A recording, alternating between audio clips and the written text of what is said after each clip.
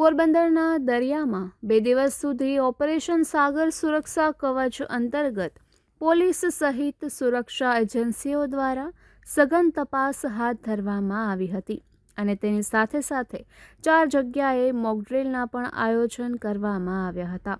ત્યારબાદ આ કવાયત પૂર્ણ જાહેર કરાઈ હતી। ગુજરાત દરિયાઈ માર્ગે પાકિસ્તાન સાથે જોડાયેલું હોવાથી સુરક્ષાની દ્રષ્ટિએ અત્યંત સંવેદનશીલ માનવામાં આવે છે।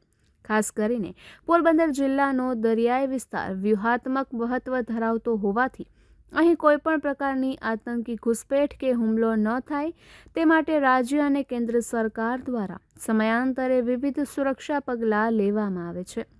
ત્યારે પોરબંદર સહિત રાજ્યના દરિયાકાંઠાની સુરક્ષા મજબૂત કરવા અને વિવિધ સુરક્ષા એજન્સીઓ વચ્ચે તાલમેલ અને સંકલન માટે મંગળવારે ઓપરેશન સાગર સુરક્ષા કવચ નામની કવાયતનો પ્રારંભ કરવામાં આવ્યો હતો।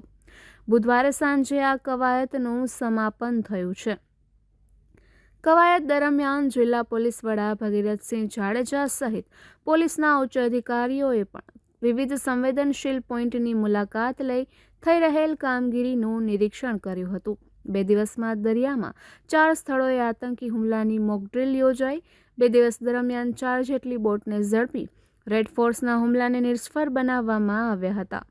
2 દિવસ દરમિયાન તમામ સુરક્ષા એજન્સીઓએ સાથે મળીને કામગીરી કરી હતી, જેનો મુખ્ય ઉદ્દેશ્ય સુરક્ષા એજન્સીઓની સતર્કતા તપાસવાનો અને જો તેમાં કોઈ વધારો કરવાની જરૂરિયાત જણાય તો તે કરી શકાય તે માટેનો હોય છે।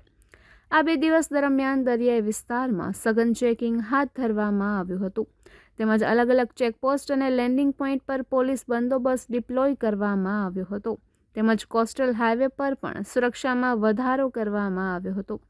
આ એક્સરસાઇઝ મુખ્યત્વે અલગ અલગ સુરક્ષા એજન્સીઓ સાથે મળી વધુ સારા કોઓર્ડિનેશનથી કામ કરે તે માટે યોજવામાં આવી હતી।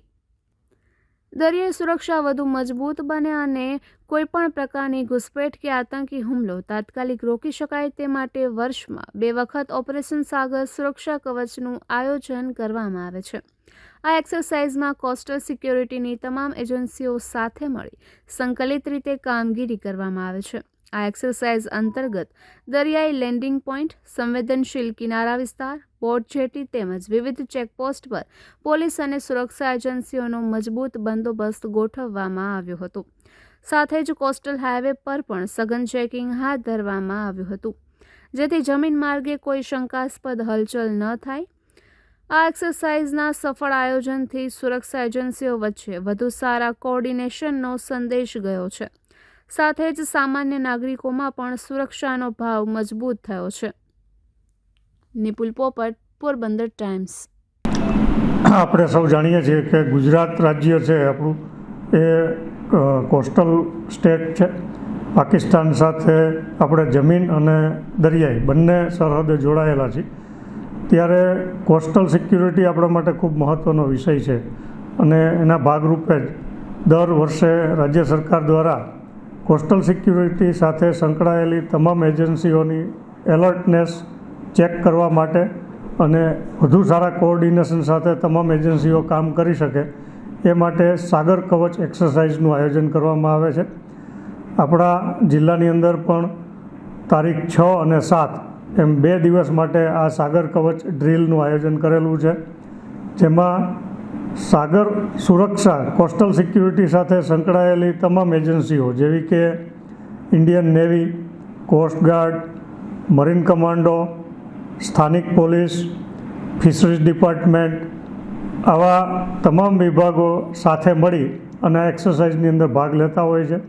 પોરબંદર જિલ્લાની વાત કરીએ તો આપણા જિલ્લાની અંદર પણ આ 2 દિવસ દરમિયાનમાં રેડ ફોર્સ એટલે કે જે આતંકવાદીઓ છે આ રેડ ફોર્સની ટીમને અલગ અલગ વાઇટલ ઇન્સ્ટોલેશન ઉપર હુમલા કરવા માટેના ટાર્ગેટ આપવામાં આવેલા હોય છે અને બ્લુ ફોર્સ એટલે કે આપણી સિક્યુરિટી એજન્સીઓ જે આ 2 દિવસ દરમિયાન સતત સતર્કતા સાથે કામ કરી અને રેડ ફોર્સની ટીમના હુમલા છે એને નિષ્ફળ બનાવવા માટે કામ કરતી હોય છે।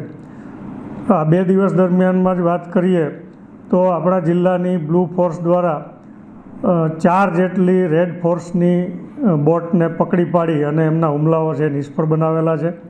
ખાસ કરીને આ 2 દિવસ દરમિયાનમાં આપણે દરિયાઈ વિસ્તારની અંદર પેટ્રોલિંગ કરીએ છીએ કોસ્ટગાર્ડ અને નેવી સાથે. આ ઉપરાંત જે કોસ્ટલ હાઈવે છે પોરબંદર જિલ્લાનો, આ કોસ્ટલ હાઈવે ઉપર પેટ્રોલિંગ કરવામાં આવે છે. અમારી જે અલગ અલગ ચેકપોસ્ટ છે, લેન્ડિંગ પોઈન્ટ્સ છે, એના ઉપર પણ બંદોબસ્ત ડિપ્લોય કરવામાં આવે છે. આ ઉપરાંત જિલ્લાના જે મહત્ત્વના જે વાઇટલ ઇન્સ્ટોલેશન છે એ વાઇટલ ઇન્સ્ટોલેશનની સુરક્ષા માટે પણ પોલીસનું ડિપ્લોયમેન્ટ કરવામાં આવે છે. એટલે ખાસ કરીને આ એક્સરસાઇઝ દરમિયાન અલગ અલગ એજન્સીઓ વચ્ચે બેટર કોઓર્ડિનેશનથી કઈ રીતના કાર્યવાહી થઈ શકે, આ એનો મુખ્ય ઉદ્દેશ્ય છે. અને સાથે સાથે તમામ એજન્સીઓની સતર્કતા કેટલી છે અને એની અંદર હજી વધારે સુધારો કઈ રીતના થઈ શકે, આનો મુખ્ય ઉદ્દેશ્ય છે. અને મને આશા છે કે આ 2 દિવસ દરમિયાનમાં તમામ એજન્સીઓ ખૂબ સારા કોઓર્ડિનેશન સાથે કામ કરી રહી છે અને આપણા રાજ્યની અને જિલ્લાની જે કોસ્ટલ સિક્યુરિટી છે એ એન્શ્યોર કરવા માટે તમામ એજન્સીઓ છે એક સાથે મળીને કામ કરે છે.